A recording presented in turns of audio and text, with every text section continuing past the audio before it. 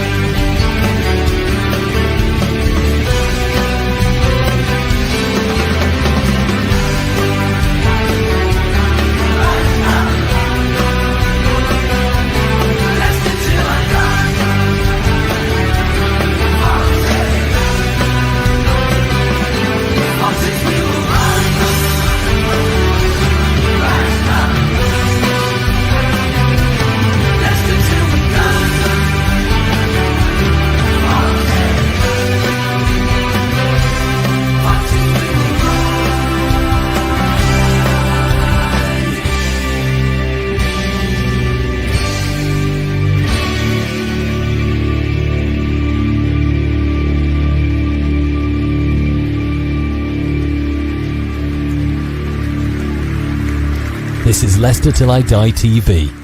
Watch and subscribe on YouTube and listen on your podcast platform. Well, hello there. How the devil are you? Welcome along, Leicester Till I Die TV. Yes, this is actually me being a little bit happier than I have been over the past few days. It's been an interesting time these last few weeks. As a Leicester fan, I think we would all accept that. Look, there you see, I'm a bit bigger now. This is Fox's Forum, and we're going to be talking about Leicester City and our current predicament. What else? And I was sat, as I do, on the toilet, having dropping the kids off at the pool, and I mull things over in my mind whilst I'm doing this, like when would this stop? And I was thinking, we're back virtually to where we were when King Power came onto the scene. Are we destined to now be where we are? When you look back at, Derby County and how they used to be, Villa, Huddersfield, at one point, Blackpool, Stanley Matthews winning the FA Cup. Where are all these clubs now? They're in the lower divisions or bobbling about up and down between the second and first tiers. And I'm thinking, okay, is that where we are now? Is that our destination? Have we had our 15 minutes of fame? Interesting. But what I want to start with today, those of you that know me know that along with Kate, I write for the BBC. And those that know, thank you. I was joined by a couple in the green room there. The idea with the BBC is that I'm not supposed to say what I have written because they want you to go on and read it. However, as they no longer give myself or Kate a contribution for doing this, I feel it's fine. And I wrote a bit of a scathing piece the other day and sent it off to them with a little note saying, please, will you publish this in its entirety? Because I think it's about time that this is said. Now, they had just asked your views, write in your views and just to anybody. And a lot of people have written in, there's probably about 10, 15 little comments that people have sent in about what they think of Leicester. So me as a regular, I thought, right, I can do this on my piece. So what I'm going to do is I'm going to read you what I wrote, because what I wrote and what appears on the BBC are two different things. Now, I've got to say, the editor wrote back to me and went, I don't feel comfy with putting this up on the page. There's a few things you've said there that we can't really sort of allow. And I thought, well, hang on a second, this is the BBC. You allow more than you should a lot of the time, usually with your presenters. So I thought, well, look, let me read it to you because, as Kate said, because Kate did last week, so it's my turn this week. I know Kate has said that we do actually compliment each other, like good cop, bad cop, because I tend to write from the hip and she tends to sit down and think about it. If I thought about it, I'd never write it. So this is what I started. The start of it, is pretty much as on the BBC. But I went, wow, just wow. Just when you think you can't sink any lower, the players go and put in a performance like that first 45 against Sheffield United. For fans of Scooby-Doo, will we pull off Cifuentes' mask and find it's RVN underneath all along? He does not have a clue and should be sacked now before he ruins this club anymore. Here is a guy who, if he'd looked at our record last season, would see we lost 17 out of 19 matches playing 4-2-3-1. And yet here he is starting with that every week. He said the second half was more like he wanted to play. So why not start with those players and formation? Sheffield United were rocking in that second half. And top, you dithered over Rodgers and it cost us. You acted too soon over Cooper and it cost us. You completely messed up with RVN and, well, you know where this is going. Make the decision now. Kick Cifuentes out of our club before we hit the January transfer window. I have to ask how you manage a corporation like King Power. Please never visit my local brewery. That was cut. As for the players, they are a disgrace. Not fit to wear the shirt? They are not that good. Faze, Vestergaard, Wink, Sumare, Ricardo, to name a few, dump them. They are either playing down their contract or just don't give a damn. That was cut. If you had played the youngsters earlier in the season, we would not have the situation like a Luco starting and looking like a rabbit in headlights. Where are the leaders in this squad? This bunch could not lead a dog on a walk. That was cut out. A captain that can't play every game. Mick McCarthy was right when he said, yes, it can. Marti, you have no clue. Players, you are an embarrassment to the club. And top, you should hang your head. Your interview was too little, too late. Foxes never quit. This bunch of losers has. I think that was cut as well. That is how I feel about the club at the moment. We were just having a chat before we came live. As I may have mentioned, I'm going on holiday on Friday morning for just over a week, and I'm going to miss 3 games. And you know what? I ain't bothered. I really don't give a poo. I could probably catch it while I was abroad. My mate has booked us a night out on the Wednesday when we're playing Bristol City, and he went, oh, I'm really sorry, do you want me to change it? And I went, no, because I'm really not bothered for watching the club. That is how we have got. But is this what we've got to get used to now? Like I say, you go back and the big there were big back in the day, 50s and 40s and whatever. You got the Burnleys, the Huddersfields, the Bolton Wanderers, Blackpools, all successful. Where are they now? Should we get on with this? Otherwise, I'm going to start crying in a minute. This is Fox's Forum, and we're going to talk Leicester.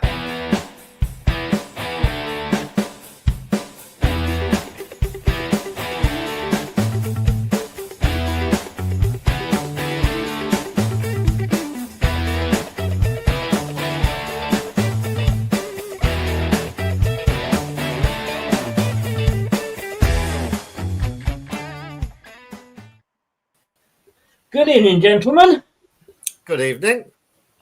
Let's just say a few things before we get going to those that are in the chat at the moment. Clibbo's in. Hi, Clibbo. How are you? Ray says, evening all. This season is a hell of a way to celebrate the 10-year anniversary of the league. Tell me. Lox is in. Evening, fella. I dropped you a Facebook message. I'll go and check that afterwards. Cheers, buddy, mate. Blue Fox forever, evening Chris, and all in the chat. I'd love to debate with you on sacking the manager sometime soon, mate. Got a lot to say. You should have seen you should have seen my post on show on Sunday, shouldn't you, Wayne? I had a bit of a go then, didn't I? I'm dangling, Locks, Martin, but I'm dangling. Well, Ray, you can get cream for that now. First of all, Craig, I mean, I guess some would say I was over the top. The funny thing is, they allowed me to name the players. that last line, though, for example, Foxes never quit. This bunch of losers has been changed to Foxes never quit. This bunch need to prove they haven't. I just think that if they want a fan to write, they should let the fans write. Yeah, I guess they're always going to be erring on the side of caution from anything that could be seen as a direct attack on an individual. But I do have an issue. I do have an issue. And you know that we all talk openly on here, Chris. Yes. And we all exchange views, and we sometimes take the devil's advocate position because that sparks debate. I didn't catch the show last Tuesday. You and Kate picked the team, or Kate picked the team, and you went through it, as far as I understand. So I caught up on it a bit later in the week, and you picked exactly the same team Marti did. Oh, on the Friday, that was the Friday show. Okay. Yeah, with Kate, you picked exactly the same team that Marti started with. Yeah. So why are you blaming him for picking the same team that you picked? Right. I can explain that. Yes, please do. I will do, because the premise that we do with that show is that we can't go out, and you know very well we used to do that bit as well, Craig. Yeah. And you know very well that if you went out and picked a 4-4-2, that you ain't going to see a 4-4-2 start the next game. No. Or if you went out and picked a 3-5-2 or any other formation, no, that's not what he'd start with.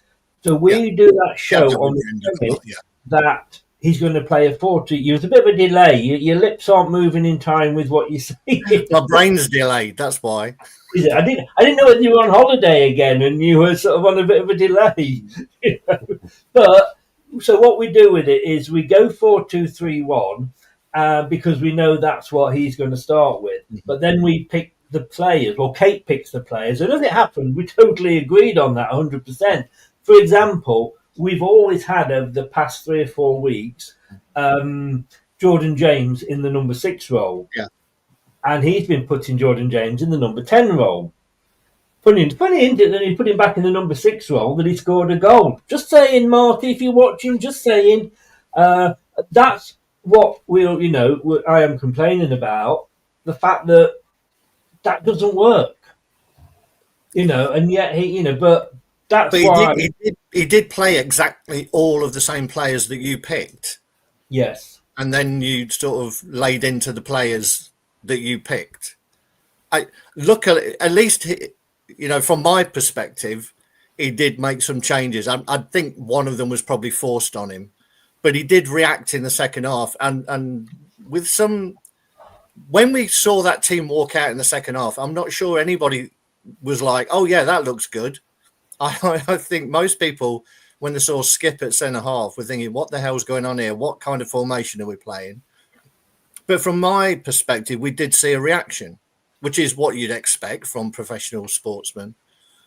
But the team that he put out, going back to that point, the team, maybe not the formation, but the team that he put out were the same players that Kate picked. I'll say it's Kate, and you agreed. So surely, what difference? I know where you're coming from, but I just don't see what else he can do with the players that he's got, and that is my mitigating argument against changing yet another manager with the same players. Right, let me Dave and Wayne, I'll get to you in a minute. No, you carry on, guys. Yeah, you aren't arguing, Karen. Not arguing, we are debating. It's a debate. It's a discussion. How's your day been today, Wayne? All right. Right. I am not having a go at Marty for picking those players. I'm having a go at the players, but not at Marty for picking them. Because let's be honest with you, what other choices he got at back four?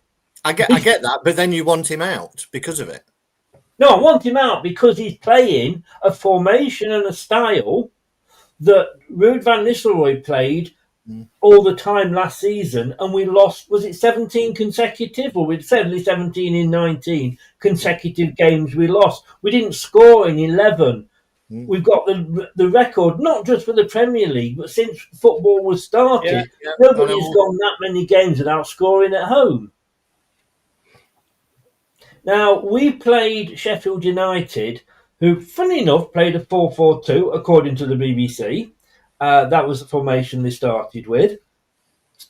Scored within a minute and a half, but I've got to say thank you. I forget which team it was, but one team conceded within 6 seconds at the weekend, so took that off us. I'm having to go the players, because those players that I named and probably a couple of more aren't there. You know, look, we saw it with Tielemans when he was running down his contract. We know they're running down the contract.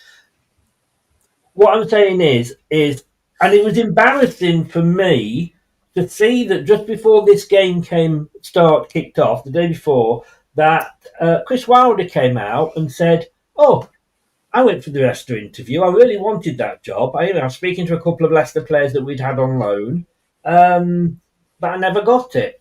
And when you look at what he's done since he's gone into Sheffield United, now he's gone into Sheffield United not playing the players that he had, because Sellers had sold a lot of those because he's playing a different style. So he's now having to use a lot of Sellers players, but he's come in and he's gone from 6 losses in the first 6 games to almost overtaking us in the league. You could argue Sean Dyche hasn't done bad. He's not done brilliantly, but at least he seems to be turning things around. He's got Nottingham Forest out the bottom 3. Now, when I said back in the summer that I would be, not that I wanted either of those players, but I would be managers, but I would be happy if we chose them, and I would understand why we chose them. Did we make the right decision, Chris Wilder and what's he called? Marti Cifuentes? Marti Sellers, there, I was about to say. His brother. Marty Feldman. Yeah, he couldn't do a worse job. That's what I'm saying, And Marty's got the problem. And let me pass this on to Dave, and I'll get his thoughts, and we'll start moving around. But he's come in, and he's like, this is where I get confused, Dave, and we'll come back onto the main topic of the evening in a minute. But the players we had last season, the team we had last season, was shit, right? They were useless. We saw that all the records they were getting, and the manager was as well. I know, Wayne, don't want to upset you because I know you love reading his autobiography, but he was shit. We've actually sold the best of those shit players. So what he's been left with is the worst. If he'd been picking, as he said he was wanting to do, develop the youth, and started them at the start of the season, they'd be a bit more bedded in now. We wouldn't have that Aluko situation. That's what I'm saying, Dave. Give me your thoughts. Well, I think some of the shit players that have gone are Vardy, Ndidi, McAteer, and surely Connor Cody couldn't be any worse than those two at the back. I just think it's a complete joke. I think the team he picked on Saturday, I disagree with you. I wouldn't have picked that team. I certainly wouldn't have played probably 4 or 5 of those players. We make the same mistakes every week. We're 3-0 down against Southampton, and we do it again. And it's not the quality of the opposition. It's schoolboy defending. I think I said on Saturday night, I was pretty angry Saturday night and afternoon that, the first thing you teach you guys is to get the ball out the bloody box if there's a danger going on. And we just can't play basic football. That's the players' fault, yeah. But Marty, to put up with them is the problem. Why does he put up with that shit every week? They should be out, gone in the stiffs, and therefore... I agree, but you can only get rid of players if somebody comes in for them. Well, no, just drop them. Why should they play? Well, the problem then is, who do you put in? What's in the squad? What we got in the squad? 25? Well, we've got the youngsters. We've got this golden generation. We're going to be worse off, aren't we? I'm not disagreeing with you. I actually agree with you. But the problem we've got now is the Luco situation, where they're thrown in at these games now when we're actually shitter, instead of being sort of eased in. We've got players that have gone off and played for England in a World Cup that have not even been on the subs bench this season. Jake Evans, for example. I only think he's picking Monga because there'd be a revolt if he didn't. Well, 80 minutes he came on, didn't he? Well, yeah, last 20 minutes. No, 10 minutes. He's in the squad if he's good enough. Well, no, it was 20 because we had 10 minutes of injury time. Oh, God, yeah, of course. But, Okay. well, that's what I'm saying. And I'm saying that if you got your likes of, and I'm not saying we should have had Dyche. He's gone to Forest, and he probably might not have come to us. Wilder wanted to come to us, but he's never going to leave Sheffield United now. What I'm saying is, had we gone for those instead of picking somebody, Wayne, that wants to play this tippy-tappy player out from the back football, which is costing us so many goals, then we are, they would have come in and they would have looked at that team and thought, yeah, the players are fairly decent. They cannot play that situation. Why would I play the same formation that got the team relegated last season with worse players because we've sold the best of them? Yeah, and I think it's a predictability. So if you don't change your system, then look, you can get a team that plays 4-2-2-2, and you actually look at them on the pitch, and they're basically playing a 4-4-2. They're just the people on the wings. They're just slightly forward of the other two. So some of the formations are a bit misleading, but yeah, we are predictable. And interestingly, what Rob Tanner said, didn't he? He said that Cifuentes plays more of a system similar to Cooper, who likes organisation in defence. When he gets to the front five players, he likes them to express themselves and just go for it. But obviously, the younger fans, or a lot of fans, just did not want Cooper. But the trouble is, since then, we've had two managers that rigidly stick to this system and not really. It's like Tom said. So Aluko, rather than dropping in the deep end, why hasn't he been introduced for 10, 15 minutes certain matches? And the same with sort of Page and different players like Silko Thomas.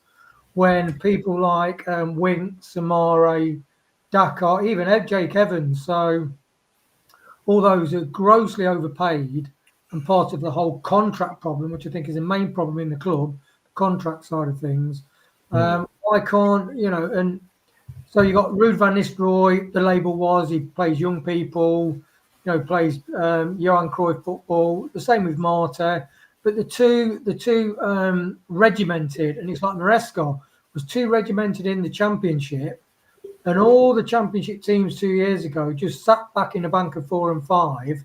And Maresca, I'm sorry, but he really struggled to break those teams down because he wasn't quick enough in the transition, and he tried to play. He played the tippy-tappy ball around the back and didn't break teams down. The difference is in the championship this season is teams high press. They don't sit back in banks of 4 and 5. And Marti, because the high press, we're losing the ball high up, and it's causing us major problems. And Marti, the disappointing thing for me with Marti is, please just change the 4-2-3-1 and maybe have 3 at the back, just to make us more solid at the back, because we're letting in a lot of goals every week. We are. And look, Clibo said there, let me just get it up again. It's been obvious to most reasonable supporters for ages that this squad is not able to play this system. Why is he still playing it? It's utter madness. And that was my point, Craig. These players can't play this system. We are stuck with these players, right? And nobody wants to come in and buy them. Otherwise, they would have done. And sorry, can I just ask lots? Which way are you on this fence? Sorry, I'm just seeing a couple of your messages. I haven't seen them all. Are you Marti in or Marti out? Sorry, I'm not sure which way you're falling. It's a bit like, and Susan Whelan said about the PSR. She said it's going to take 2 or 3 seasons for it to work through the system. because it's a rolling, at 3 years. It's every 3 years, and I know it's going to change, but it'll probably still be something along the same lines. And we've got to wait for those sort of years to sort of disappear before we sort of really get back on top of things. And it's the same with players. We've signed some of them for like 2-3 years. We can't sell them. We're stuck with them until we can sort of let them go because it's the end of the contract, or somebody is somebody even Marti in. Oh, good God, Locks. There's no hope for you, Locks. No hope. So we've got to let these, if we can't sell these players, and look, we've got injuries. I mean, how many injuries do we get? I think, when we got rid of Dave Rennie, we got Harold Shipman in to look after the doctor's role at Seagrave. That's what I'm saying. When he comes out and says, and it was a good fight back, I didn't expect that in the second half. And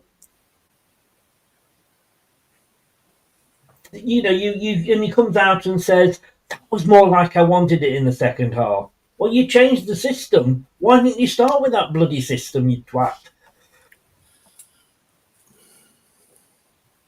Is there a question to someone there, Chris? That was to you, Craig. Yeah, that's what we're saying. Right. I thought it was rant number 2.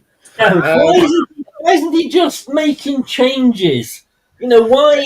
You're saying these players can't play this system, and they just don't look like they can. But most of these were around when Maresca was playing the same system. In fact, Vestergaard was his man. He got him a 3-year contract and then buggered off. Winks was his main man in the middle of that. They were the same players playing that same system. For me, their attitude stinks and they're too slow. The Championship is all about pace and power and playing on the front foot. And I think we are stuck in a sort of time of Maresca, where you're coached that when you get the ball, your sphere of reference is 10 yards. It's not, right, I'm going to look up and see if someone's making a 40-yard run like it was under Pearson or Ranieri or whatever. So they're coached in a way to look, where's my next little pass to knock it off? And we're crap at that. Don't get me wrong, I think it's all crap. But I'm with Locks there. You've got to give the guy at least one, if not 2 transfer windows to get his own players in. The biggest thing for me at the weekend was him taking Winks off. I thought that was a big statement, to be honest, because Winks was crap. I don't like him. I'm not saying Skip or anyone else is any better, but his attitude stinks. And in the 6-yard box, to have an air ball, that leads to the first goal. And if you look under the Oxford English Dictionary now of catalogue of errors, there's a video clip of that first goal, because that is exactly, and I'll tell you where it starts. People are showing the clip that was shown online starts with Thomas, all right, which is bad. So you've got Thomas, you've got Mavadidi giving it away, and then the ball, and then Winks. Before that, there was Vestergaard trying to play out, but it all started when a ball was played out to Ricardo, who could have gone forwards, but chose to go backwards because they're in this mindset of keep the ball, keep the ball, keep the ball. And that would never have happened. He went backwards and then it all unfolded from there. And who puts them in that mindset? Sorry? Who puts them in that mindset? That's the hangover from the Maresca ball. That is. No, not hangover. Maresca's been gone now 2 seasons. We can't blame him for what's going on now. It's the you don't think that certain players are brought in to play a certain system, of possession football, and then they will suddenly just forget all of that because it's not in their thing. Yeah. Harry Winks came out and said the first thing he looks at after a game is his passing stats. He's not a risk taker. The Championship is about taking risks and making chances. And yes, Marti needs to get hold of that pretty quickly and turn things around from that perspective. I agree with that. But where's the magic bullet? Who is the magic manager? Or are we just going to get someone else in and then we'll give them 6 months and then we'll give another one 6 months? See, I agree with Craig normally, but I think that's bollocks. If you're a manager earning lots of money to do a job, you use all the players, you adapt them, you adapt to the. But we're talking about style. those players. All these guys should go. They should be dropped and play other players. I agree. But we can't pretend that Monga was playing great. No, we can't pretend that any of the others who have come in and played games have been playing great. And that will be great. The manager makes them play. This is what always should happen. That's why he's a manager. Because he manages the team and he manages the players and he makes them play. I'm really interested. Makes them want to play. I'm really interested in seeing the next team that's put out. Bloody and right. Whether some of these are not in it. If they are in it, then he's got no defence. No, I agree. Well, we've got no defence. That's the trouble. Wayne, I mean, I'm not saying he's faultless. What I'm saying is, you've got a group of players who don't have any guts and any heart, and that's the biggest issue. Yeah. And just throwing in a load of kids, I'm not sure that's the answer either. We're stuck in a rock and a hard place. You're probably too young to remember. And I know I always go back, but you've got to learn from the past.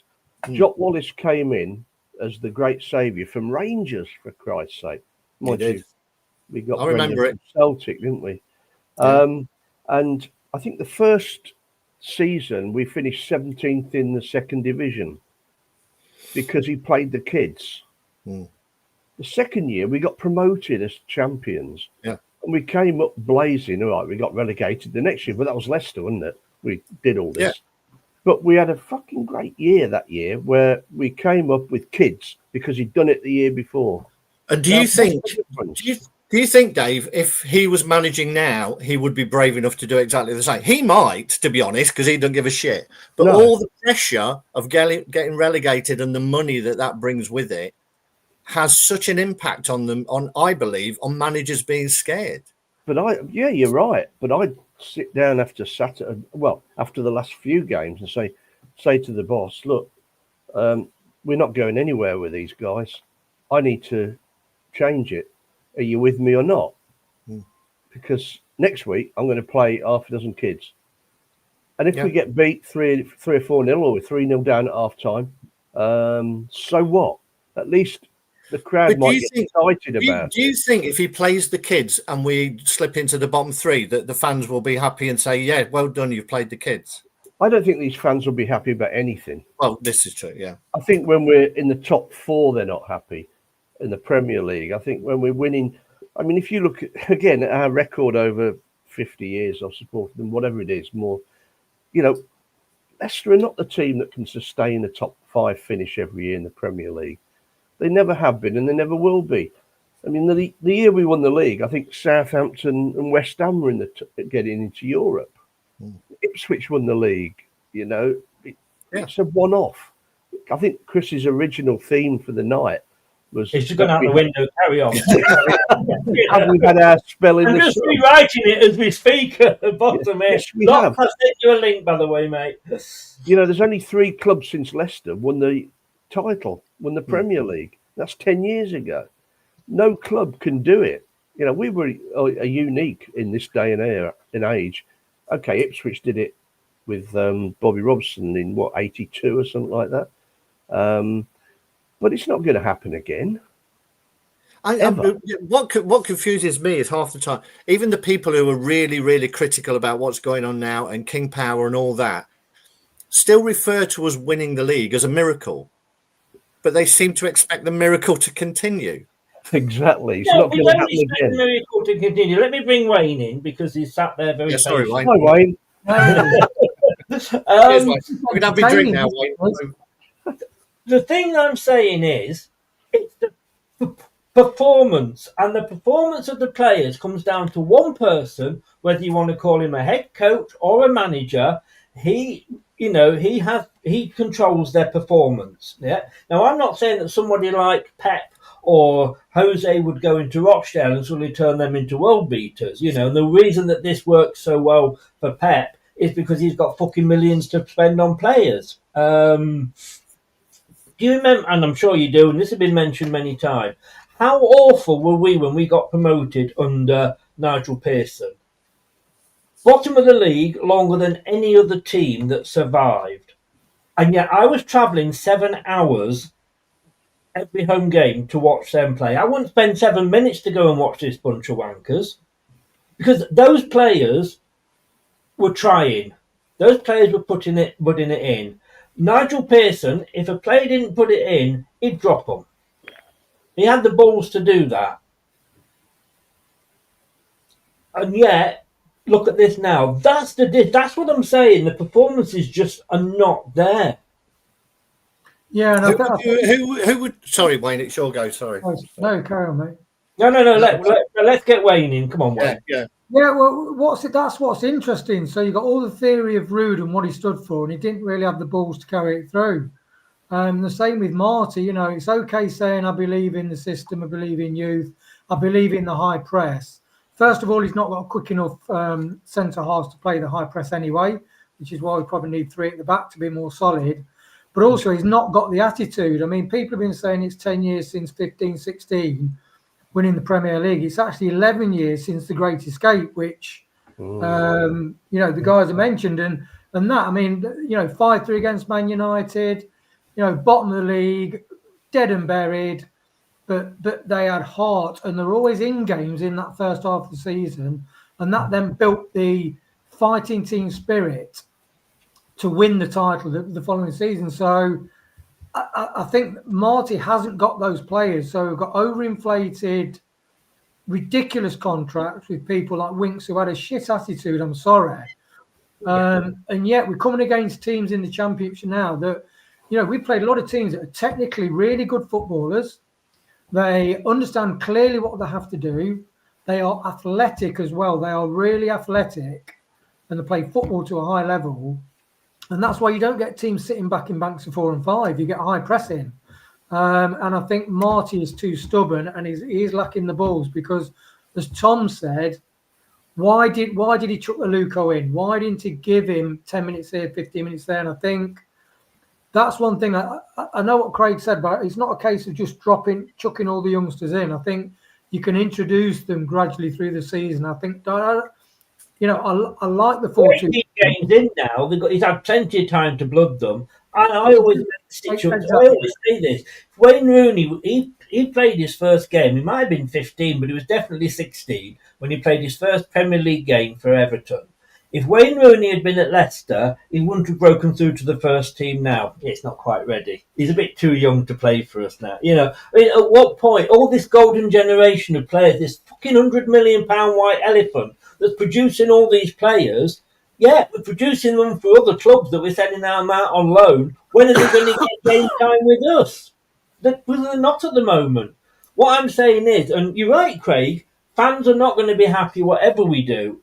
But if he came over and said, if he came out and, or next week said, I'm starting a different formation. This isn't working. We're trying something else, and we're lost. Yes, you'd get those certain ones that would still have a go at him. But with at least he's trying. He's trying something different. When those 2 games that we won, and as I felt like saying to the BBC guy that sent me his email, were you at those matches? Did you see? We didn't deserve either of those wins. We got out of jail. It was smash and grab time. We were lucky. Losing at one point to a team that hadn't won at home all season at that point. We are mentally weak, Chris. We are a mentally weak side. That's the but it's not. Yes, we might be, but then it's down to the manager. That's what he's paid to do. And look, you can defend him. He can't. If you get people who are giving him, he's the wrong man for the job. And if we've got him in anybody, I don't think any manager would be able to get this group of players like Ricky P, Dakar, Samare, Winks, Faz Vestergaard, who's too. I'm sorry, he's too slow. He was too slow when we were last in the Championship, but thank God he was under a quality manager like Maresca. But all these players are overinflated. They haven't got the heart. They haven't got the speed. The Championship has moved on massively in the last 2 years, and plenty of teams are really good, and I've got a shit attitude. We haven't got the fight. I'm sorry. I don't think Pep Guardiola will come in this side, or even Wilder will be able to get this side and get them playing with heart. Not with 4-2-3-1. Excuse me. When good, 1 second, Dave. When they were that good under Fresca, that was 2 seasons ago. There's a lot happened since then. Any manager in any business worth his salt looks at the strength of the players or his team, and he plays to their strength. When I've had a team to look after, I can see somebody who's looking after a particular department isn't struggling, and I think, oh, he might be better on that team. He's a bloke. He's not exactly getting on with perfume department and what have you. That's not really his sort of thing. Let me put him with the gardening stuff, and I'll bring Deirdre in from wherever and put her in the perfume. You not see what I'm saying, Craig? Yeah, didn't Cooper try and play a different kind of football and he was hounded out? Yeah. Again, that's down. In fairness, that's down to the fans. Yeah. Right, but he did it. He did it, and the fans weren't happy with that because we weren't playing enough football. We were giving the ball away too much. It's literally, we're in a state where we can't. He is literally in a between a rock and a hard place, and it's this player, this squad, this whatever they are, needs a real good shake-up. And I don't see. I'd be interested to know. I think Locks mentioned it earlier. Who are the 4 or 5 different players that you would have played in that team at the weekend? Because I don't know who they are. No, they're not there now. Had he had the balls to do what he said he was going to do and play the youngsters from the start and give them a bit of bedding in time, then he could have picked those players. Newport, and I know it's 2 leagues down, but Newport are raving over Braybrooke. The Sheffield United guy I spoke to wants to sign Chowdhury and Suter, if he's fit, in January. I mean, all of these players have played and haven't done particularly well. We're rewriting. Is this the guy who didn't do very well, but he saved one with his right foot, one with his left foot, and one with his header? Are we on about Chowdhury? Yeah. Okay, no, that's fine. Well, no, basically, what we should do is go through the squad, find the best game they ever played, and pick them on that basis. No, I'm just you're putting a point to me, so I'm just putting it back. Can I just say, hold on, boys. He plays Chowdhury at full back. That is rubbish. Well, that's where Sheffield United played him. And well, it's still rubbish. He's not a good fullback. He's Sheffield United looked him in that position where he can make a mistake. Bit like my mate, Marti. Don't play him in the central of defence. You can't get through a show without mentioning him, Dave. I love him. Locks is with us. He's only got 30 minutes, so let me just turn back to Locks. Nice to meet you. Hello, good to see you, boys. Welcome along, Locks. I cannot believe, I don't believe it, that you are not necessarily a Marti in or out, but that you are, look, would another manager get any different? I just want a manager that will actually come in and go, this isn't working, we need to change things. Marti hasn't done that. He promised a lot, he talked a good game, and he's come in and it's said, like I said, right at the start of the show, I don't know if you heard it or not, go up to Marti Cifuentes, next home game, Locks, go up to him, pull his mask off, and I bet you'll see Ruud van Nistelrooy underneath. To answer your question, I actually can't believe I'm Marti in either, mate, because you look at the form and you look at the where we are in the league, and as I said in the comment section, I'm not Marti in based off what I'm seeing on the pitch. I think we're all seeing what's happening on the pitch and saying this is horrific. It's absolutely awful football. But I'm trying my hardest to kind of look at the bigger picture and see that. He is the first manager under King Power, okay, who hasn't been backed in their first summer window. Every manager, you go back in their first summer window, they've been backed with actual money, permanent transfers with transfer fees. He's the only one that's not had that. He's had 2 free agents, which were goalkeepers, and he's had 3 loan deals. 2 of which I know Ramsey's injured and he's not played much, but when he has played, he's been really good. And JJ, I think, is everybody's favourite player at the moment. So I trust him with recruitment. off the back of the players that he's brought in, which is why if we're going to spend in January, now it could be the case that we're not going to spend a penny, but if we are, then I would back him to do that, because I would imagine from the small sample size we've seen so far that he's probably got a good eye for a player. So, again, another thing I said in the comments was this squad, if you go through each player, it's been built by 5 different managers. So what some people are clearly wanting to do is make that 6. Do you really want a squad that's been built by 6 different managers? I don't. I would rather give Marti the next summer as well. You're going to have players leaving on a free, which we want, players that we're not bothered about, that we're happy to see going.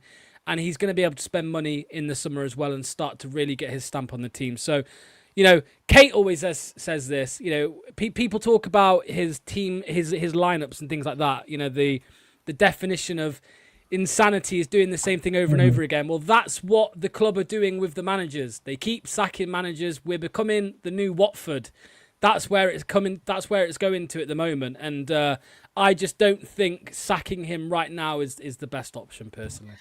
I actually said, in reply to that, to Kate a couple of shows ago when I was with her, that I personally think Marti Cifuentes has probably got the safest job in the whole of the Championship, basically because we can't afford to get rid of him. Now, we could not sack Ruud van Nistelrooy last season. We had to wait until this season's money came into effect, and he's been sacked this year. So if Ruud's sacking is in this period, then we're going to have to wait at least until next year. So I don't necessarily think he's going to go. And whether it's when the technical director comes in, and will we ever see that, or was Top talking out of his arse? Because I've heard no movement on that. And that's the other thing as well. Let me just finish one thing before I start another rant. Is that glass of wine more. As a director of football, he should be saying to Marti, this isn't working. This formation isn't working. Why isn't Andy King going up to him? And he might be, but why hasn't he gone up to him and said, this isn't working, Marti. We did this last season and we were fucking shit. So why are you doing it with worse players? That's what I don't get. And Wayne, Sheffield United, I was talking, obviously we've just played them, I was talking to them, I said, why the hell did you sack Chris Wilder? He said, because the new owners came in, American, and they wanted to take the club in a different way. He said, and that wasn't sort of the Chris Wilder way, seen as a very sort of, old school sort of manager. Nobody wants old school managers. After 6 games when they sacked Sellers, their owner came out and went, guys, we got it wrong. We apologise. We got it wrong. Trust us to put it right. That was within a week of them sacking the manager. It took Top nearly 3 fucking years to come out and say, sorry, I might have got this wrong. So the fact that when we get this new CEO, when we get this new technical director, Wayne, I might be dead by the time that happens. And which time we could be in League One playing this because we've got, we've add the way we're playing plus a points deduction, we're going down. Well, you could be, Chris, but let's not get so morose, please. Yeah, I agree. The advantage of that, obviously, is I wouldn't be able to watch Leicester. No. Look, it's an emotive subject because we want Leicester to do well. It is interesting what style of managers. Like Moyes is viewed as an old school, boring manager, but like with KDH, who's smashing it in the Premier League, he's got a really good, really solid team, but they're really great on transition and they're good attacking side. So it's an interesting debate because all the younger fans wanted 4-2-3-1, 4-2-3-1. I think the better managers in the Premier League definitely. They don't all automatically play 4-2-3-1. They adopt 4-4-2, 4-3-3, different sort of systems depending on what they're facing on the pitch. The one thing with Marti, it sounds like, as I heard, I don't know, the press conference, he says, I'm confident in what I want to see from this team and the system that I want us to play. And that does concern me a bit because the better managers are flexible. Like I said on Sunday, Pep played without a striker. Gundogan smashing 15 goals a season. What does he do next? Old-fashioned number 9 up front, Erling Haaland. So, people blame Pep, but Pep is a flexible manager, and all the best managers are flexible. And that's the thing that does concern me about Marti. And I also, I'm still Marti in because I think we need to wait for the technical director to get in and then do things properly and order. Not just copying Steve. Well, I'm joking. I was Marti in, although I don't agree with some of the things decisions he's making because I just think it would be a car crash. Who have we got to come in? Unless you've got somebody better to come in, there's no point. I like his signings, like Locke said. He made 3 really good signings. The Begovic, JJ, and Ramsey, who until he was injured, are fantastic. They are the best players on the pitch. So, like Locke says, I'm interested in what quality he could bring in January. I would say as long as we don't get relegated and we can get rid of all the crap, isn't that a win? That's a win. Okay, well, Dave, do you want to? I mean, if he went out and got Messi and he put it into this formation, I mean, it wouldn't work, would it? Well, I don't doubt his ability to choose players. What I do doubt is motivation. If you can't motivate a team, they're just going to take the piss, and these boys are doing that. I'm really disappointed with Winks because that 2 years ago, he was a star, wasn't he? And the ball came to him, he laid it off, we scored. But if you remember that year, we murdered them to start with, and then they sussed us. And as soon as they figured out how we were playing, we started to struggle, and we got through by the skin of our teeth. Now, that's 2 years ago. Last year's a write-off anyway, because I don't know what was going on then. But to try and play that similar system now, they've killed football to me anyway, the way it's all played at the back. But we've got 2 wingers who are supposed to be pacey and smart. So why are we tapping it about each other? Because they're not getting the ball. When they get the ball, I mean, Fatu, goodness knows what's going through his mind, because he just gives the ball away and they score a goal from it. So I'm really disappointed with him. Now, to me, and you call me old school if you want, that's the manager. Because he should be putting his arm around him saying, come on, son, you're good. Play the way you can. Don't fall over and stay over. Let's start doing this like they did with Mahrez. And that's what I don't get. I don't doubt his football technical ability. I don't doubt his selection of players. But, for God's sake. I don't. Well, Can't motivate. I mean, 3-0 down twice in the first half. Come on. If you can't motivate players to get out there in front of a passionate crowd and give everything. Locks, you were there, weren't you, at the weekend? No, not this weekend. Oh, you were? Right, okay. Yeah. Let me change questions. Thankfully. But Locks, do you remember last season under Rude? He went, well, they do it for me every day on the training pitch. I see them doing this and that, and Daka's popping goals in and what have you. I don't give a fuck what they do on the training pitches. What they do on the bloody the football pitches that I want to sort out.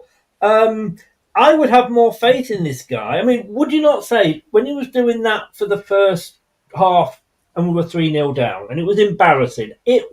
I don't go on holiday now. I don't take a Leicester shirt with me because I daren't actually wear it because people will be fucking laughing, and that's true. That is absolutely true. When you look at them and say, will he start with a 3-5-2 in the next game or a different formation? No. What are the odds on? I'll have a bet with you now, fiver, that he will start against Derby with a 4-2-3-1. I'll take that bet. I'll take it. I'm on holiday for 10 days, so you'll have to wait. But, yeah, look at it. Joking aside, though, he's going to go back to that, isn't he? Maybe he might have had enough now. I don't know. We don't know, right? We'll find out in a few days. We'll find out in a few days what he does. But I mean, look, Dave mentioned something there about motivation. He can't motivate the players. I mean, none of the last three managers have been able to motivate players. They gave up for Cooper. They were brandishing a "We miss you, Enzo" sign when he was sacked. They fell out with Ruud van Nistelrooy and stopped playing for him about 2 months in. And I actually think out of the 3 managers, the players from the first half, obviously, no, then they don't seem up for the game, which is a big problem. But I think the second half, I know the pressure was off and Sheffield United took their foot off the gas a little bit, but they did seem to come out a little bit, like they'd had a rocket up their arse in the second half. Sheffield United worried in that second half. Looking at Chris Wilder's face and the subs he made, he was getting worried.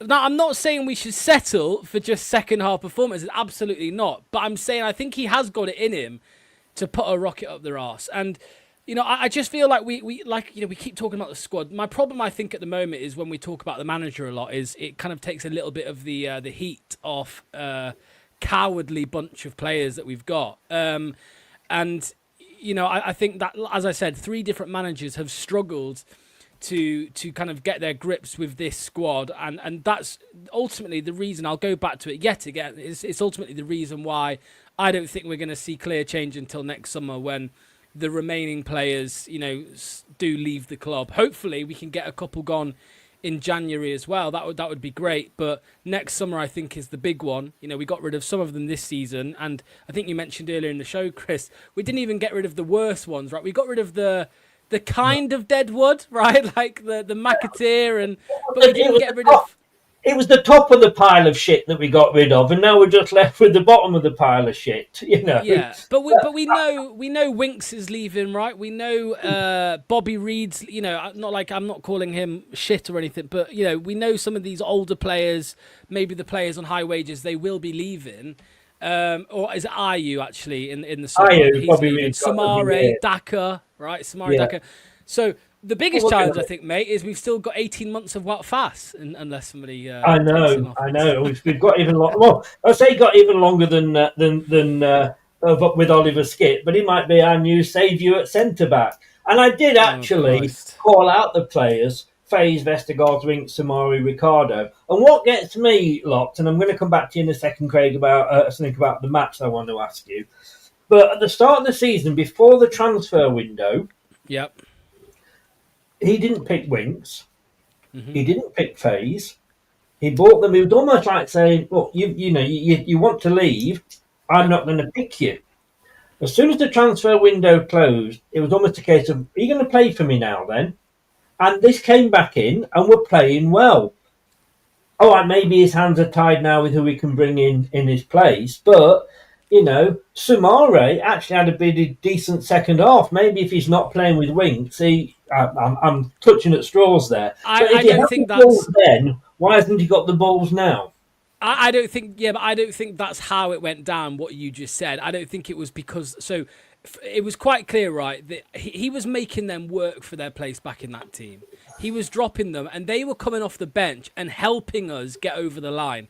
Winks would quite often come off the bench and improve us, and we'd get a goal, we'd get 2 goals, whatever. Wout Fass was being used as a player to come on and see out games. He got a goal against Sheffield Wednesday. He was coming off the bench and actually doing a good job at seeing out a game. They earned their place back in the team. Now, I agree with you. They then should lose their place in the team, and hopefully that's what we see this weekend.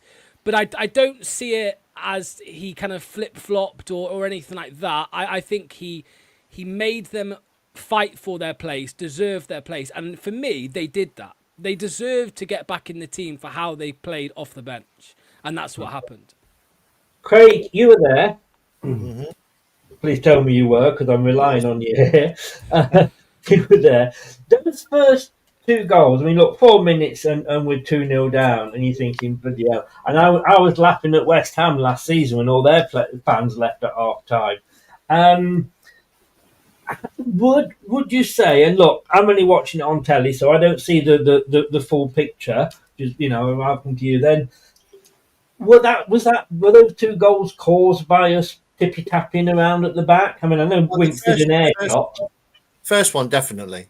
As I said, it all started with a ball that was played out to Ricardo, who could have gone forward but went backwards, and that's the bit that I really have an issue with. And we're not all old school because we've been joined by Locks, who's brought the average age down by 20 years. He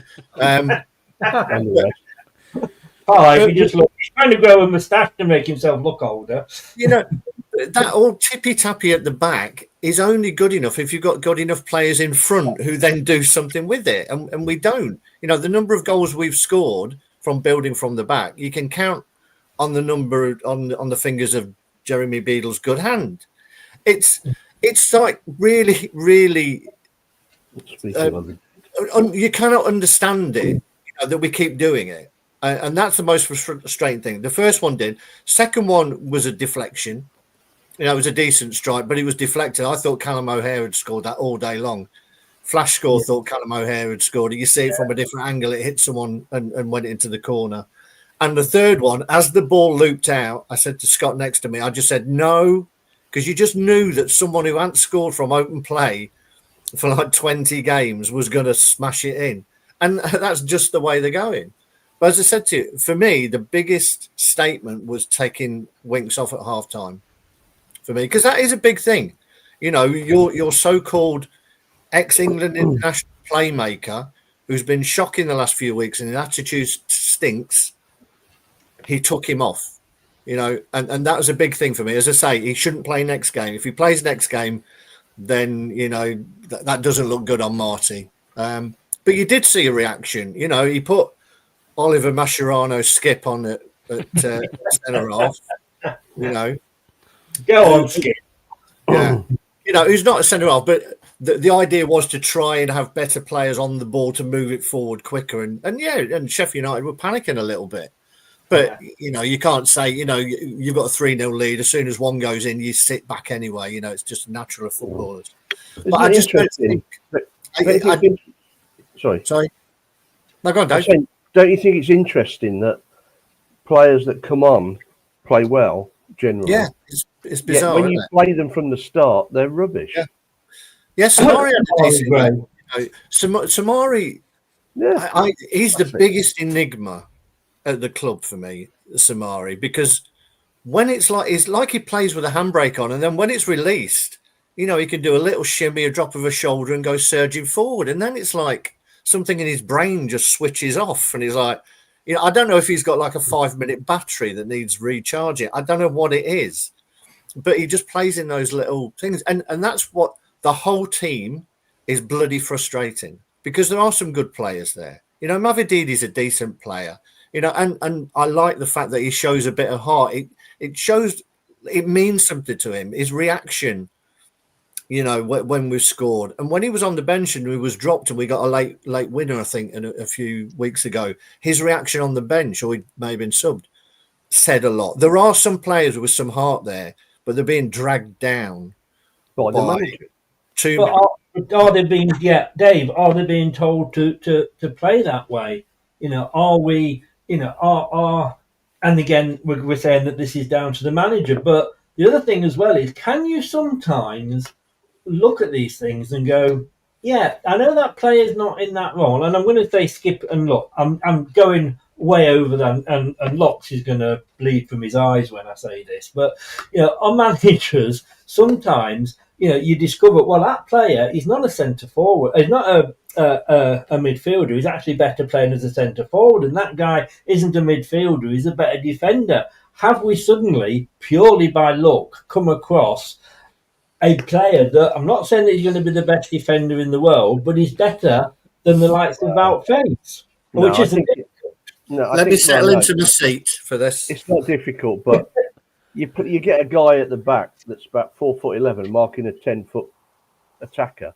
Got to be something wrong with that, isn't there? 5'11" is generous, mate. I think 5'11". I mean, it's kind of, it's just ridiculous. It's basic football, and they're not doing it, not being taught how to do it. And they're not bloody kids, are they? They're professional footballers, yet they've got no brain. They can't adapt. I mean, our captain, Locks, he basically only plays 50% of the games. That's probably an exaggeration. But when we were 2-0 down, I saw him walking back up the pitch. And his idea of getting the players gearing up was walking back, just going, come on. And that's it. I mean, there was no... I mean, the guy shouldn't be captain. Well, he's not a captain, is he? Let's be honest. And you look at the vice captain liking photos of opposition players on Instagram and stuff like that. But the problem is, there's a real lack of leaders, and we've said this for a long time. But even when you look in the summer, these players aren't necessarily leaders, but the more experienced, at the club, the senior players at the club. So Ndidi, Vardy. They left. You've got Cody, who I think we're all happy left, but I'm just using it as an example. Another leader in quotation marks who left. So we're left with, is there anybody in that dressing room who, after going 3-0 down at half time, is going to go in there blaring, screaming at them, saying what the absolute F was that? I don't think there is.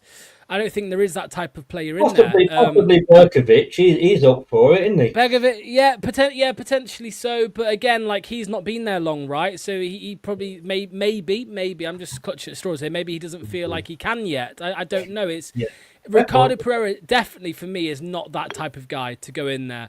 No. He probably pleads with them like, "Come on, boys, come on, we can do better." But I can't see him going in there, tearing them a new one. And I think that's one of our problems right now. And again, that's not even something we can fix in January. You're not going to really sign somebody who's going to come in, again, like I said with Begovic, he's going to feel like he can straight away acts like that with the players. So, it's a tough one. Maybe you've got Andy King for that type of role. But is he even that kind of character? I don't think he is that kind of character himself. I've said this for a long time, Locks, that we haven't been paying enough attention to the character of the players that we've brought in. They're all of a decent level. You don't get to this level unless you're a decent footballer. Let's face it. Your confidence goes up and down, and you put in some poor performances, but you're a decent footballer.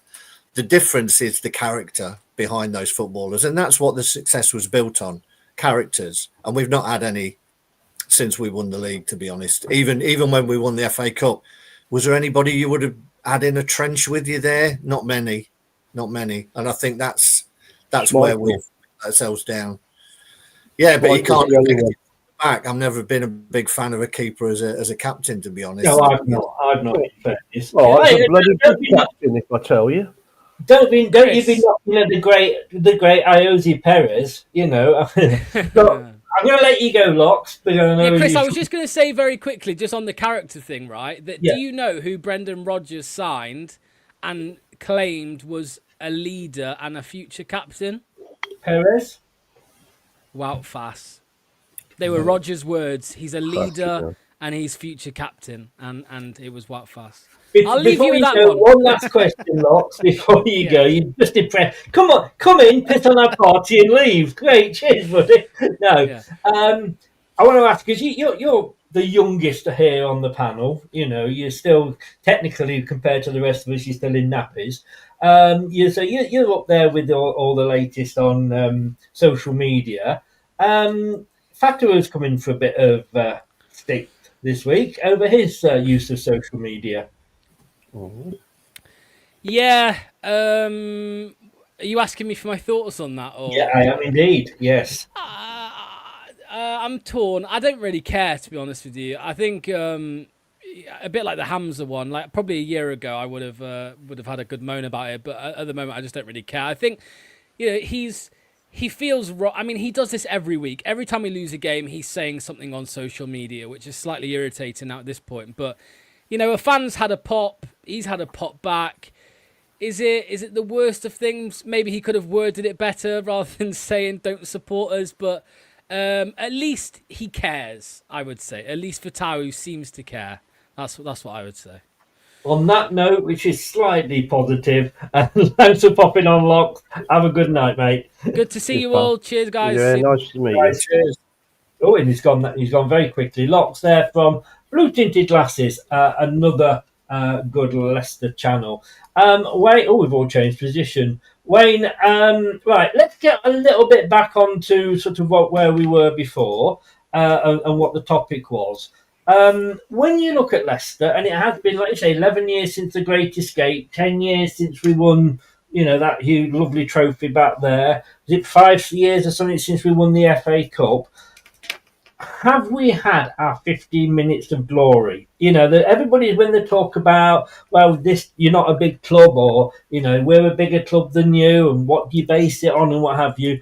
If you go way, way back, and I'm not saying any of us here go this far back, but your big clubs now, then, were you like your Bolton Wanderers, your Blackpool, your Huddersfield Town, your Sunderland, you know, have we had? I think, have we had our time? Well, we could, like my brother mentioned, Bolton as well. You know, got into Yeah, Europe. yeah. There's a lot there. Yeah, and you know, it's like you guys have said on the pod before. You know, would you rather swap all the Great Escape, winning the Premier, getting the FA Cup final after losing three 1960s finals, you know, and winning the Community Shield, Champions League, playing beautiful football under Brendan? You know, you can't expect everything to go your way all the time. I know the younger fans have only known that. To interrupt, Wayne, can you get Craig off there? He's frightening me. Have you seen his frozen photo? I mean, that is scary, isn't it? Did he freeze? He's frozen. Can you see him frozen? At my end, he's not frozen. Oh, Jesus. Yeah, it's frozen with me as well. I can hear every word you're saying, Dave. Wayne, that is scary, isn't it, eh? It is. I need to go back and watch this live. Sorry, mate, carry on.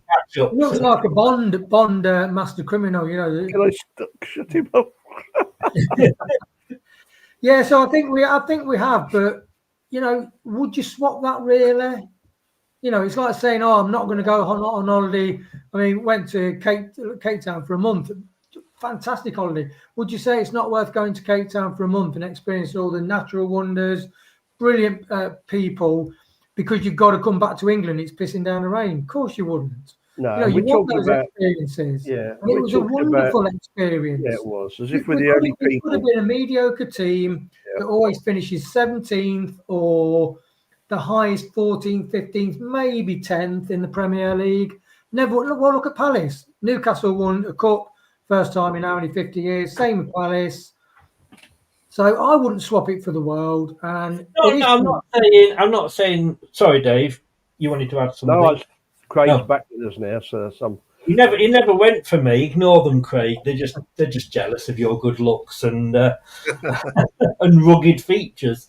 I'm not saying, Craig, that I would swap it. What I'm saying is, and Wayne said then about Newcastle, if you go back, they were a huge. I'm not saying they're not a huge club now, but you know, teams at Forest, you know, Premier League winners, European Cup winners 2 years consecutively. Now they're like a bottom feeder in the Premier League. And what I'm saying is, and look, I've got a list of, you know, Leeds United, they used to be absolutely massive. Now, again, you know, we're talking about a team that's, you know, been right down and is bobbing between the two. Leeds, Huddersfield, Wolves, Preston, Blackburn. Have we had the good times, and have we now got to accept, like Preston, that we're going to spend the next 10, 15, 20 years in the Championship? Was that our sort of 15 minutes of fame, like I said? Yeah, it was our 15 minutes of fame, but no, we don't accept the fact that we'll be down here for a long time, because Leicester City has always been the yo-yo club. You know, there's been a few of them. Football's cyclical. Unless you've got loads and loads of money and you're a huge club, it's cyclical. That's what it is. What I was doing when you thought I was frozen, Dave, I was just checking.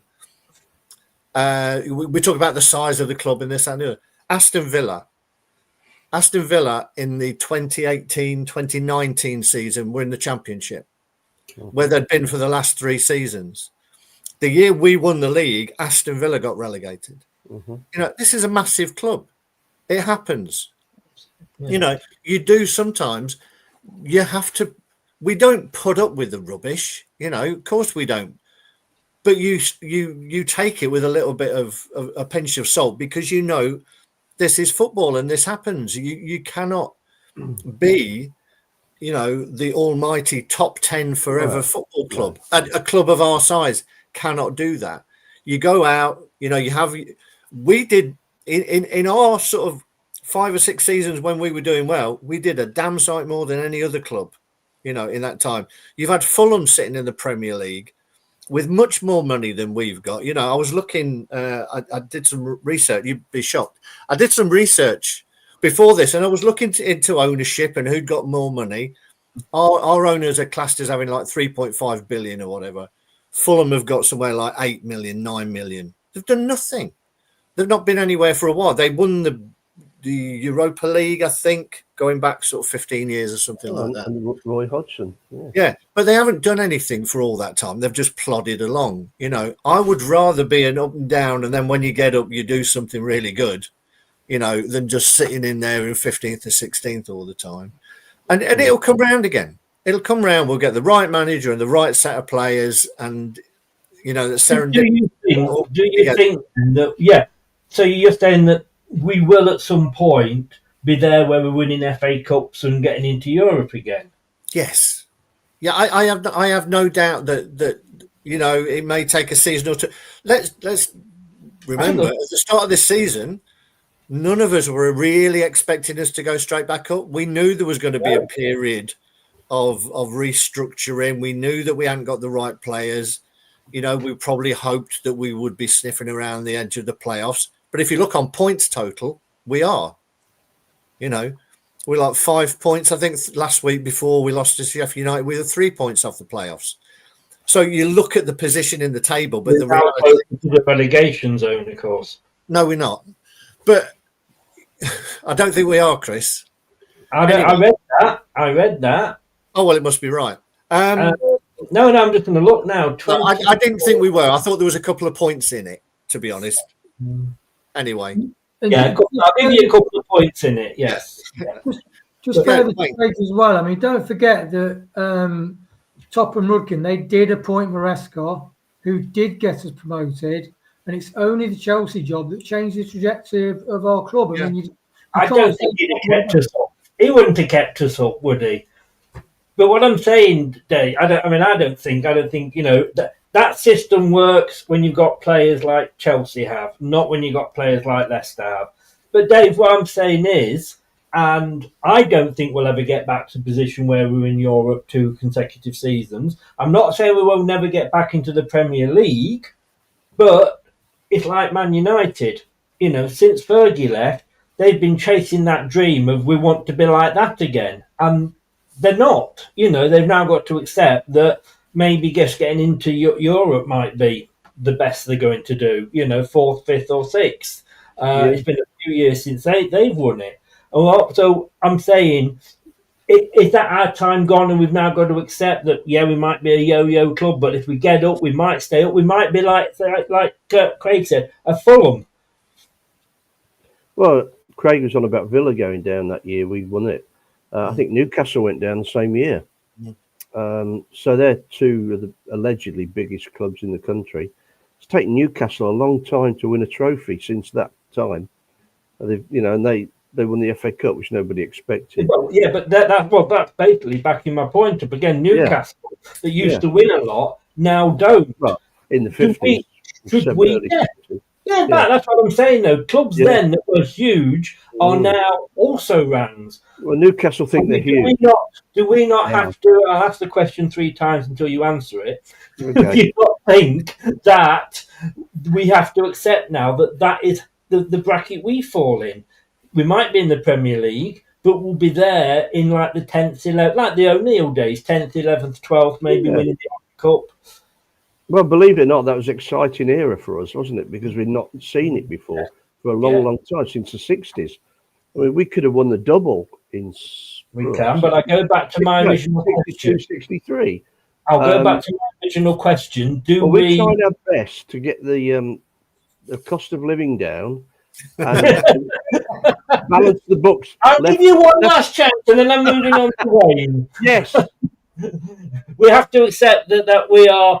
Like you say, West Brom were in there for 10 years or something like that. They never particularly did well, but they were in that sort of mid to bottom section. Yes, is that, like I said, is that are we being fools by dreaming that one day we Yes. might do what we did before when we know it's really not going to And happen. so's every other club. 3 clubs since Leicester won the league. 3 clubs, that's all that have won it since Leicester. Nobody else is going to win it. So, yeah, everybody below the top 3 clubs, and maybe 4, if you, I don't know, who else you count, Man United maybe, are going to win it. So it's all, it's all a dream for everybody else. We got the dream. Fuck, I'd have gone for the FA Cup in my lifetime. I'd have been happy to win that after watching, what did I watch, 63 and 69 defeats. I'd have gone for that. But to get the league was, jeez. Because even your Bournemouth, who are exceptionally run club, or your Brighton, they're never They're going to go. No, they're going to go back down again at some stage. Yeah, but Wayne, that's the thing. They've not won anything recently. They've done very well. Bournemouth have done wonderful. Their story was probably bigger than ours that time. They haven't won anything. But what I'm saying is we've won something. We've won the Premier League. We finished 5th 2 years running. I know people were disappointed it wasn't 4th, but 5th was fucking good for us. We've done that. We've won the FA Cup. We won the Premier League. But we've got to accept that maybe we are going to be that yo-yo club. Burnley, look how big they used to be. Now they're perennial yo-yo club. Yeah, and interestingly, I chat with a guy who supports Brighton for the last 4 years. How's the pre-season going? How do you think you're going to do? Because when Potter left, we all thought, because I said, "Oh, Potter's gone. You're going to." He said, "We're going to say that they've got a manager lined up." You say that in every show. Yeah, De Zerbi, but. What's interesting though about the Brighton is everybody say that Leicester used to be that model. Now Brighton are the archetypal club you want to follow their blueprint. But that fan, I said to him a couple of seasons ago, so are you always going to be basically mid to 8th position team, or does you only want to take it any further? He says, yeah, next season we're going to go and really make an effort to get in Europe. We're not going to sell a lot of the players. We're going to sell a few smaller players, but we're going to keep them. We're going to invest, and we're going to definitely go for Europe. I think they finished 10th that season. And although they're at there now, they just haven't got the squad depth or the money to compete with, as the guy said, with the people with the 80,000 stadiums. You just can't do it. On shirt sales, revenue, everything. You can't do it. So as good as Brighton are, they'll never get a sniff of winning the Premier League. No, Birmingham might. But with their 60,000 stadium and their crowd support and the money behind them. But that's a new stadium. I love the Birmingham fan that said that Dunlop, isn't it? If they sack the manager and appoint a new manager, they're going to light the smoke at the bottom of one of the chimneys. And if it comes out white, it means they've got a new manager. Brighton are in 5th at the moment. Fair play to them. Sunderland are in 6th. Last point of the day, and I'll give this to you, Craig. Have a lot of our fans, I'm not saying all of them, have a lot of our fans, because we've won the Premier League and because we've won, the FA Cup and got into Europe and all that, have some of our fans become a bit like Man United fans, entitled? Yeah, I think so. And, to be fair to a lot of them, you can't blame them because that's what they grew up with. Our sageness and wiseness comes with our years that we've seen it all, and if we, that they will probably be the same. If we go round in 20 years and have another fantastic 3 or 4 years, they will be saying, yeah, but we had crap seasons, you just got to ride it out. The biggest thing is you've got disappointment. So people are disappointed. We're all disappointed with where we are at the minute. That's not, we're not trying to wrap that up that we're not disappointed with it all. But that it takes time to build something. And it does have to be like perfect storm of the right players with the right manager at the right time. And inevitably, it doesn't happen for most teams. There's 20 teams in the Premier League. They could all be fantastic. 3 of them are still going to get... 3 of them are still going to get relegated. Just reading the comments. Sorry about that. I'm not. No, Scott said it's nice to have Dave back. I love his. He gives good answers. I said yes, but not to the questions that he's being asked. But as I say, 20 teams could have fantastic seasons in the Premier League. 3 are going to get relegated. That's football, you know. Yeah, but You just have I to like saying, you have to ride it. You know, you ride the roller coaster, and as I agree, many Craig. people But said, I think even in the 70s, when Jimmy Bloomfield won nothing, the excitement of going there, and perhaps Yeah. because I was younger, the excitement there because you knew something was going to happen. He played a new player, a youngster. You know, it's exciting. Now I can't feel that. Whether no, that's I old don't age think or we've whether got it. Yeah, I don't think we've got it at the moment, and I don't think we're alone. You know, people. The biggest thing for me is that people have followed that Pep football, you know, and think terrible, isn't it? that is the way to play football. Football isn't about stats and possession; it's about excitement, and as you say, getting you off your seat that something might happen. You know that you're down one end and you can't see what's happening down the other because everyone else has stood up. You know, and that's what football is missing at the minute, that excitement. And, Well, Wayne you know, said that Pep like can we all do see it. clubs. Pep can do it because he's got the players. No other team has. Yeah, and it's Why still don't they pretty play boring, different? isn't it? Knock it on the middle and bang it in. That's I mean, when you know, towards the end of his reign at Barcelona, that was boring. It was winning football, but it was boring, wasn't it?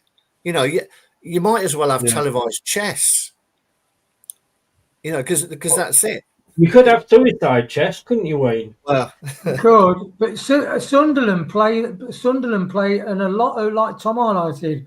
People say everybody plays 4-2-3-1, but the stats just don't tally with that. there's not many teams, Wayne. There's not many teams that get you off your seat. You know, Newcastle or somebody, you know, is a team that is structured there that they will lose games, you know, but they're an exciting team because their thought is, can we go forward quickly? You know, and that's what football should be about at the end of the day. fans demand it from Newcastle. That's why Keegan didn't win the league. But it's ironic, really, that Sunderland came up through the playoffs, average age of 23 and a half. That Regis Labrie is a brilliant manager, and they play attacking football. They're so physical. They fight tooth and nail for each other. So they've got like the Pearson side mentality, but they're skillful. They've got dangerous wingers. They're all super quick, and they're all really organised. And I watched that game where they were 2-0 down. Yeah, and they came back to win 3-2. I mean, that was what a game to watch. And all the crowd at Sunderland, it was abysmal weather, but wow, what a game! So exciting to watch. Isn't that where the Foxes never quit came from when we did that? Yeah. We used to come back in so many games, didn't we? Yeah. But now, even when we came back to 3-2, I couldn't see us getting an equaliser because we were still pissing around with the ball outside the box. Nobody took it on. This is what I was saying earlier about the formation and the style of play. It doesn't suit us. But also, and you know, Chris Wilder was very clever. Every opportunity to kill the momentum, they took it. The fact the goalkeeper just sat on the floor for nothing. And I was talking to my lad Scott, and he said, talking of Brighton again, he said that he had a Brighton fan who was very close into the club, and he was telling me about when Graham Potter was there, and they had a pre-arranged thing that at some point at 70 minutes in virtually every game, a player would go down and sit down so he could get all the players round and do a little team talk for the last 20 minutes of the game. And, you know, all the good managers will do that. They kill momentum. And we had the momentum. And Chris Wilder, with his subs and his injuries, they just killed it all. And it's, you know, what momentum's like. And, you know, it's what it is. Man City did it, didn't they? When it goes, it's hard to get it back. That's how they beat Leeds. Man City did the same thing with the goalkeeper. Yeah. Well, maybe we need a manager that knows how to do these things. Yeah. But for me, and I hate to say this, I do think those glory days for Leicester are a thing of the past. I don't think we're going to get back where we're going to be in the Europa League for a couple of seasons running. I think we have to accept that was good, that happened. I can't see it happening again. It's not through lack of money because Top's got the money. What he can't do is spend it, and that's down to PSR and all that. And I'm not going to go into it now because I'm rounding it up. But we've also got to look at how the club is being run. When you see that there is a owner of a football club that within a week of sacking the manager, coming out and saying, sorry guys, I got it wrong, trust me to put it right, and within a week he's put it right. You're not saying that getting Chris Wilder back hasn't put it right. Chris Wilder was sacked twice, though, don't forget. He was sacked twice, but I would take a manager being sacked twice if one of them we got us up into the Premier League, which he So did. you take Brendan back? No. There's a bit of me. There's a bit. I'm not in this division. No. Not in this division. I want to start. But, Yeah. Why? Why would you not? I mean, I'm not. No, because he's not the sort of manager I think to get us out of this division, and he wouldn't come back anyway. But people are saying bring Nigel Pearson back. Well, Nigel Pearson's been, no disrespect to him, I'd have him back as director of football. I would not have him back as a manager because he's done sweet FA since poor Craig Shakespeare passed away, rest in peace. It's like Brian Clough. Would you have had Brian Clough as your manager? Yes, with Peter Taylor. No, without him, because without Peter Taylor, he got them relegated. What about Nigel Pearson and Mark Robbins? I've not seen them work together. All I can tell you is that when Nigel Pearson was at his best, he had a good number two. He did. That'd be a good fit, Dave, I think. That's similar. Young manager, experienced director. Well, didn't we do that with, what was he called? Can't be a good number two, though, can you, Chris? No, really not. No, you won't know from my message, mate. No, who was that guy we signed? Dave Bassett, and who was his number two? Oh God, he took over, didn't he? It was. He did. Oh Jesus! And he had the La Manga crisis. I've got a book signed by him. What's he called? We'll go and ask him. So, yeah, I mean, it doesn't always work out. Look, taking on any manager is a gamble.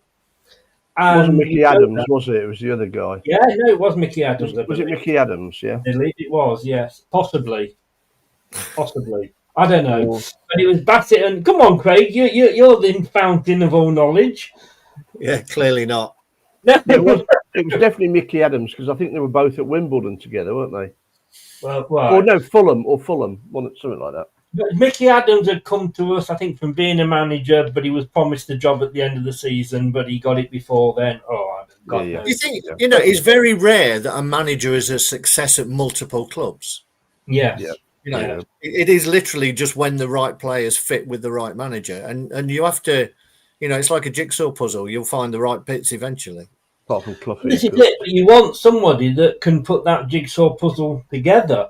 I'm not saying he's going to, but Chris Wilder appears to have done it at Sheffield United. Let's see where they are at the end of the season. No, I want to say, I agree. I'm saying appears to have done. Yeah. No, you're right. You're right. Chris, you're right, because he's playing to the strengths of the players he's got. Exactly. That's my point, Craig, and I'm glad you finally come round to my way of thinking. As I say, there's many opinions. Your way of thinking, Chris. The guy last year nearly get them promoted, though. Yeah, he did. Yes, and I've got to say as well, the Sheffield United fan that I had on said that if Harry Souttar had stayed fit, they would have got promoted. Yeah, and yet he can't get a look in at our club. He's not fit yet, is he? But he could when he was fit. When we bought him, and we kind of look. That's another story for another day. No, I Gentlemen, agree with you. like I say, there's 4 opinions in here, but only one of us is right. Yeah, and that will be me. Thanks for that, Chris. I appreciate it. Okay. Craig, thank you very much, sir. Yeah, see you, boys. Good to see you again. No show next week because I'm not here. Where are you, Chris? Where are you going? 16th of December is the next Foxes Forum, and it's going to be a Christmas special. So anybody that can come in, you'd be more than welcome. If you remember last year's Christmas special, we had glittered sugar balls and we had all of those. They may well make a return. Who knows? But in the meantime, guys, thank you for watching. If you're listening via your favourite podcast platform, thank you for doing that. Do what it says at the bottom, subscribe, click the notification bell, like the video, please. It really does help, and share it. And of course, the other thing, don't forget, hype it, because apparently that's a thing now. Didn't know. Anyway, thanks so much, guys. Have a good one. See you all in a week, and I'll send you a postcard. Oh, lovely. Cheers, everyone. Thanks for that. See you, boys. Cheers, guys. Thanks for watching. These videos are tremendous. You better like them too, or I'll be back. This podcast is proud to be part of the TalkSport Fan Network. TalkSport.